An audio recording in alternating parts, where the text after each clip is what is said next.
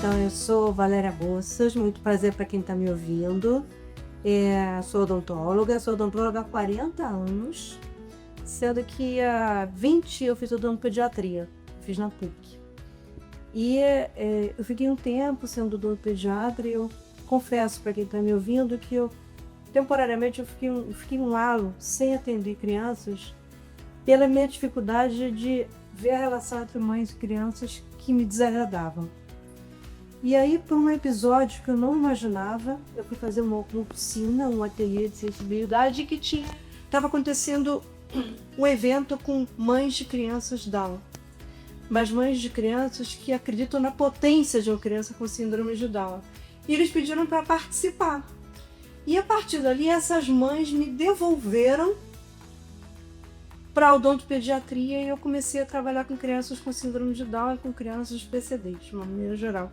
Atender uma criança é um desafio, porque o desafio não é atender uma criança, é você entender que ela tem uma história e que essa história ela tem que ser respeitada e que cada criança que eu atendo é um novo capítulo da minha vida. Mas é muito maravilhoso quando a gente vê o quanto elas nos ensinam.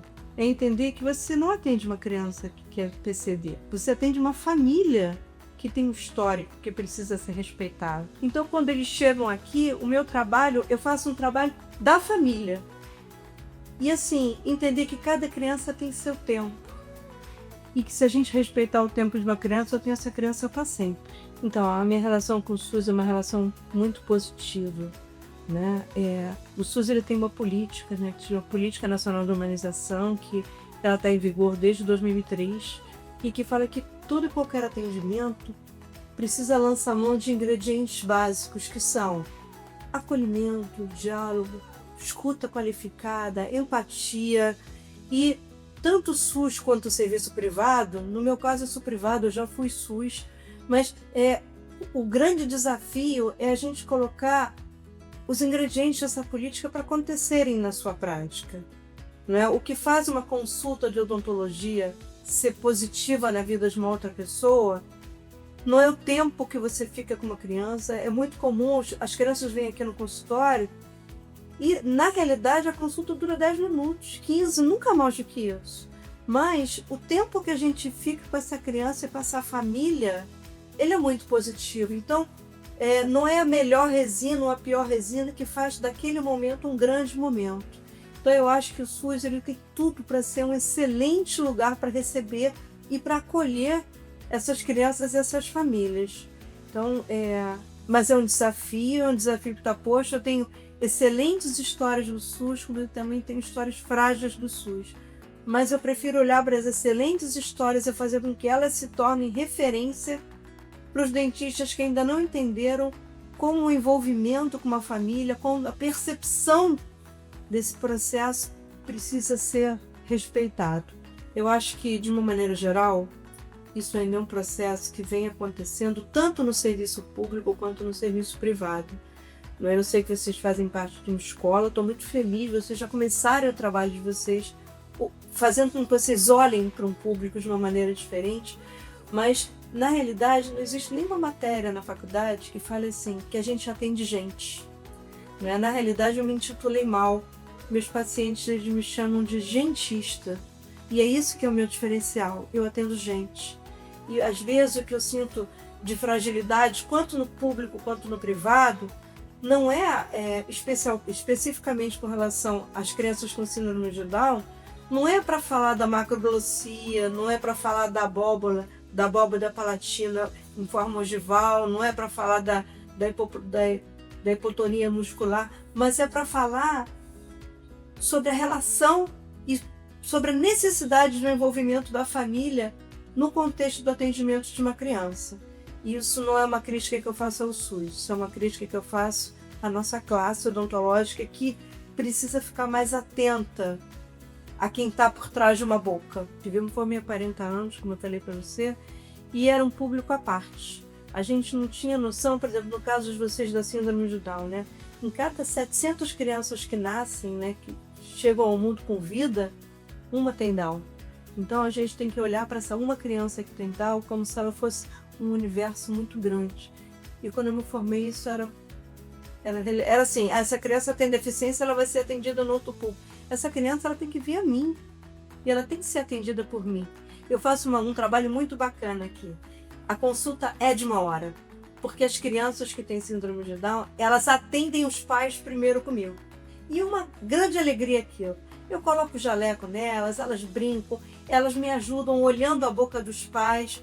E é muito rico, sabe por quê? Chega uma hora que elas falam assim, pô tia, eu também quero ser atendida. Eu falo, olha, se você quer, tudo bem, o horário é teu, também.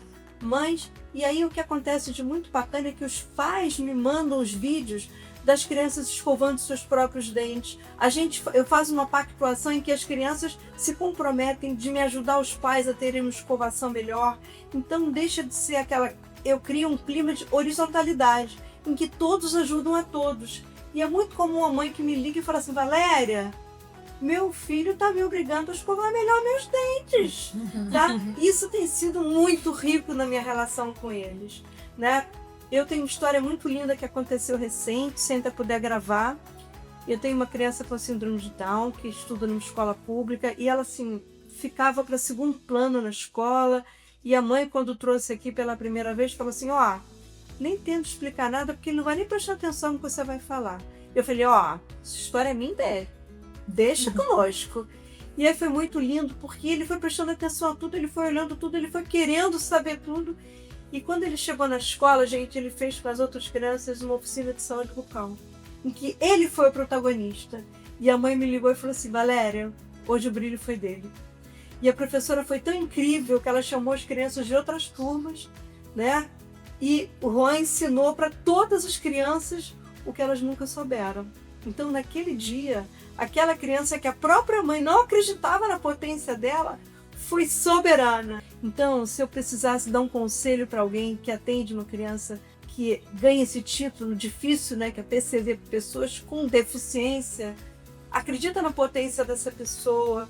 A gente já sabe, ela criança, assim, se a gente for ver pelo lado odontológico, ela tem uma predisposição a ter doença periodontal, mas eu sei que a placa bacteriana, ela demora 24 horas para ficar patogênica. Então, vamos tentar ver se a gente garante a autonomia, fazendo com que aquela criança escove pelo menos uma vez por dia, 2 vezes junto, e uma vez a mãe vai lá e está junto. Mas deixa ela ter sua própria escova, incentiva ela a querer fazer por ela mesma, porque a vida vai exigir isso dela. A única coisa que ela tem é um cromossomo a mais do que eu. Só isso, ela tem uma trissomia, mas ela não é uma criança doente, ela tem deficiências. A gente, quando trabalha atende crianças, especificamente o foco de vocês é a síndrome de Down, é claro que ele é um atendimento que ele é multiprofissional. O tempo inteiro eu vou dialogando principalmente a fono está muito próxima de mim. Se eu preciso fazer qualquer tipo de atendimento mais invasivo, o médico me orienta sobre a questão da cobertura antibiótica. Eu não estou tirando esse mérito dessa necessidade, dessa abordagem que é multidisciplinar. Mas o nosso ponto de partida... E outra coisa, abordagem positiva. Às vezes a criança vem com todos os dentes sujos e um limpo. Eu falo, cara, esse canino tá lindo. Vamos botar os outros iguais. Atende o paciente com o espelho na mão, para ele se vendo. Valoriza cada conquista que essa criança tem. E outra coisa que a gente tem feito é assim, se tem numa primeira consulta, se a criança chora num pedacinho e eu vou conseguindo conquistar ela, eu falo, quando chegar na tua casa, não fala que chorou.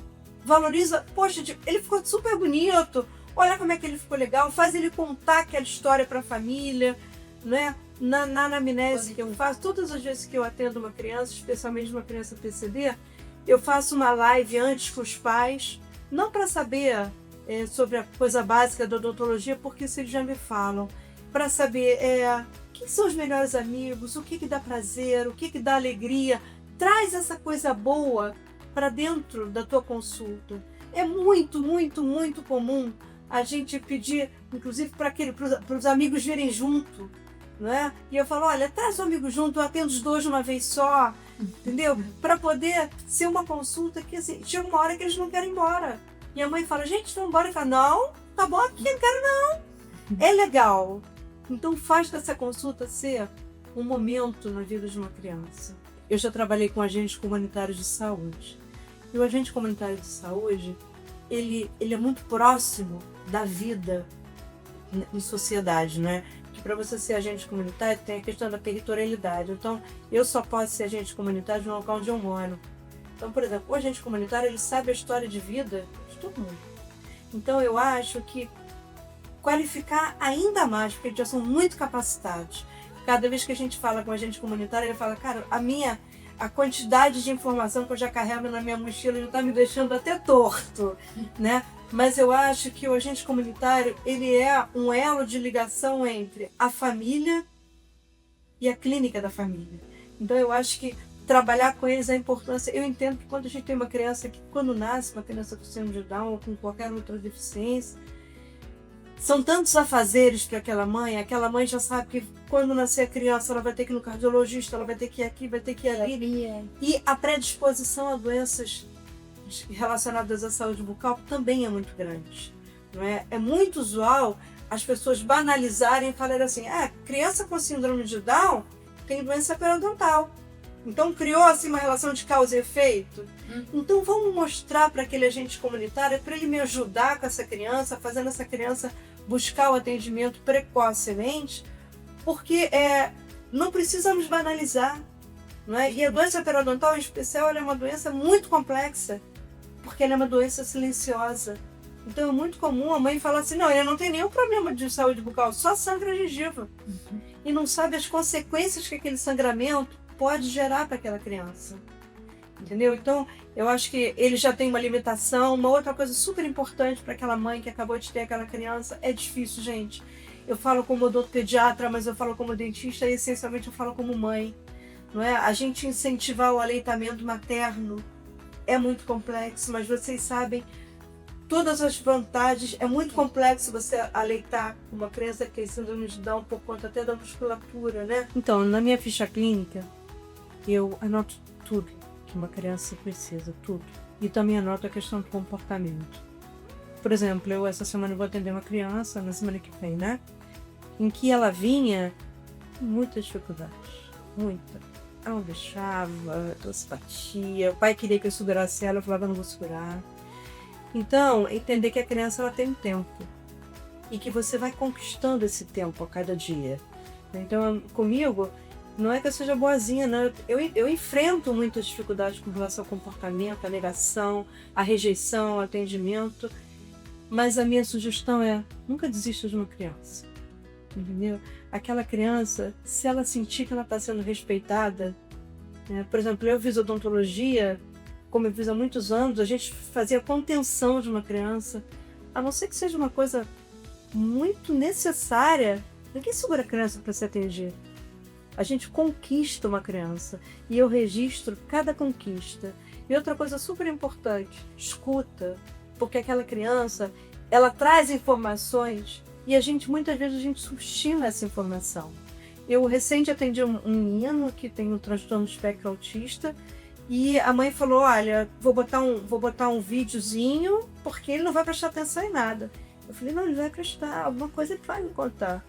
Ela, olha, Valena, não tenta porque ele é super alheio, não presta atenção a nada. Quando ele chegou me contando que ele tinha vindo no elevador. Eu falei, gente, o elevador, ele veio animado porque ele subiu no elevador. O que a cadeira de um dentista faz, gente? Sobe e desce. Pronto! A minha cadeira virou um sobe e desce daquele menino, ele deixou fazer tudo. E foi sensacional. Naquela consulta, pergunta se teve livrinho do YouTube. Teve? Não. Ele aprendeu a subir e descer, ele mandava subir, mandava ele descer. Ele manda em mim. Eles mandam em mim. Sem dúvida alguma, uma loucura aquilo. Eles mandam em mim. Mas, assim, escutar o que aquela criança tem para dizer. E há algum tempo atrás, eu tenho um paciente aqui que ele também tem síndrome de Down, mas ele é escritor. É o Max Dalarme, ele é uma pessoa muito conhecida, né? O Max já tem 12 anos. Ele, quando começou a vir aqui, ele tinha 8 para 9. E quando ele chegou, a primeira coisa que ele falou para mim foi assim, posso te pedir uma coisa? Eu falei, pode. Não me fala tudo que todo mundo já me falou, tá? Me fala alguma coisa nova. Então você entendeu o que aquela criança quer de você, né? O Max, para mim, ele é um exemplo de vida de gente. E o que eu tenho visto recentemente é o orgulho que muitos pais têm de terem filhos com síndrome de Down. Entendeu? Não é aquela coisa assim, meu filho tem síndrome de Down. Meu filho tem síndrome de Down e ele é um vencedor. Então, se eu pudesse dar um conselho para uma equipe, eu falaria, olha para as potências que uma criança tem, não para os defeitos, tá? Ela pode ter uma fragilidade, ela pode ter tido um equívoco na formação genética, mas ela tem uma potência muito grande. E leva para dentro da tua casa, doutor, dentista da clínica da família, cada conquista que você tiver com um paciente, porque são os nossos maiores professores nessa vida. A coisa mais difícil do mundo é o paciente que fala assim, na minha ficha clínica tem assim, o que te fez de ver o consultório, a vir me procurar, né? Gente, vale uma tese de doutorado, que eu sou referenciada com muitos grupos de pais. E nunca é porque a minha resina é boa. Eu não estou desmerecendo. Se eu estou fazendo resina parental, ela pensa boa. Né? Minha resina tem que pegar bem, não estamos discutindo isso. Mas o que eu estou querendo dizer é que 99% das vezes é assim, é a maneira como você trata o outro. Entendeu? Então, é muito usual quando as pessoas perguntam assim, você conhece um bom dentista? Tipo assim, olha, vai na Valéria, que ela é uma pessoa maravilhosa, ela vai tratar vocês super bem, entendeu? É claro que assim, também tem um preço muito diferenciado, é menor para atender grupos, né? Porque os pais já têm muitos gastos, mas não é pelo dinheiro que eles vêm, entendeu? Pelo valor pequeno da consulta. Então, valoriza o seu tratamento pela forma como você lida com o outro. Porque esse é o maior legado que você pode deixar na sua profissão. Entendeu? Tratar pessoas como pessoas, respeitando seus limites, as suas possibilidades, né? E botando os elementos da Política Nacional de Humanização, que há 4 dias virou uma lei, né? Essa lei foi regulamentada, agora a humanização deixou de ser uma política, de ser uma diretriz, virou uma lei. Há 4 dias, então, que o momento oportuno que a gente está tendo quando tratar uma pessoa de forma humanizada deixou de ser um princípio. É muito comum os pacientes falarem, a Valéria é tão boazinha. Não, eu não sou boazinha. Eu estou fazendo valer o que está previsto numa lei, que é tratar as pessoas de forma digna e humanizada. Entendeu? Isso é um direito da gente como cidadão. Então valorize o seu trabalho pela técnica, sim. A odontologia ela demanda muita técnica, mas valoriza muito o seu trabalho com gente. E vem ser gentista com a gente.